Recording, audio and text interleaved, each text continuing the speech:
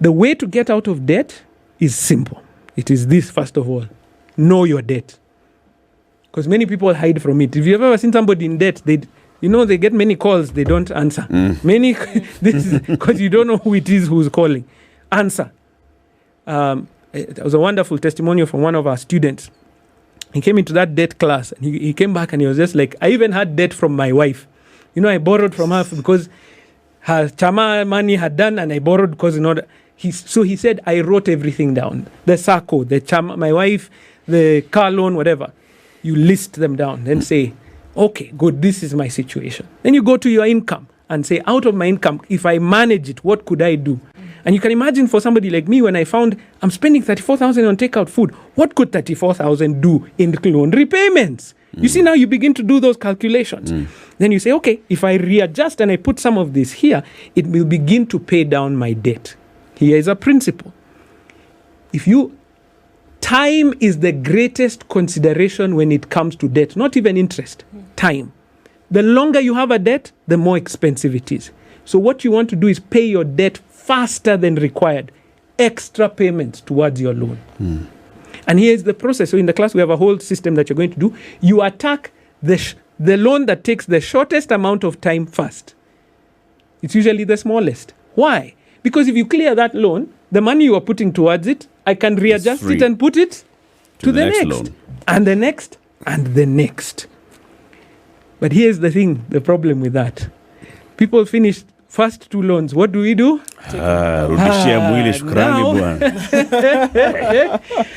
And so, here's the thing. If you want financial freedom, it is not coming for free. It costs. And the cost is this thing that we hide from. It's a thing called discipline. And that's a hard thing to get around. Because discipline is based on a reward that you're aiming for. So you were asking about this earlier on.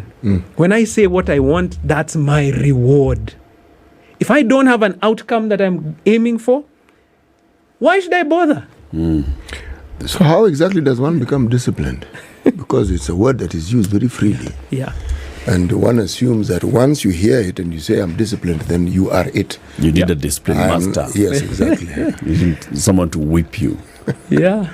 So you set a goal and get accountability. And setting a goal and saying it. Let me embarrass myself here. I set a goal at the end of last year. Last year was a tough year for me. And I let go, health-wise. I ended the year at over 105 kilograms. All right? And I said, I couldn't even fit in this suit that I'm wearing for you here today.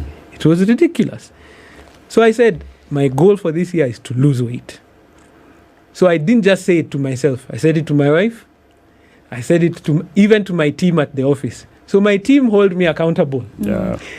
So when I go to the office and it's somebody's birthday this week. Oh, Edaka Pole, we didn't have a piece for you of cake. Do you think it's easy? No. But because you have a group of people around you who have that same mindset, then they challenge you to think differently. Can I share a short story? Please share a short story. In 30 seconds. There's this guy called Rory Reid. He used to be a Top Gear, the show on BBC that he used to be a presenter on it.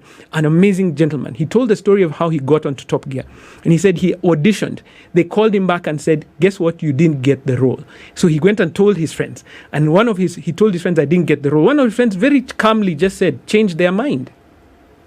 Nice. Look at the people who are around you. So he went and reshot an audition piece. Sent it to the person who turned him down and said, please have a look at this. Maybe in future when you have another opportunity, you can. She watched it the next morning and said, I'm going to put this in front of the right people. 8 hours later, he got a call back from Top Gear and was told, you got the job. Because he set a goal and then he had people around him who hold him accountable and challenge him to be better.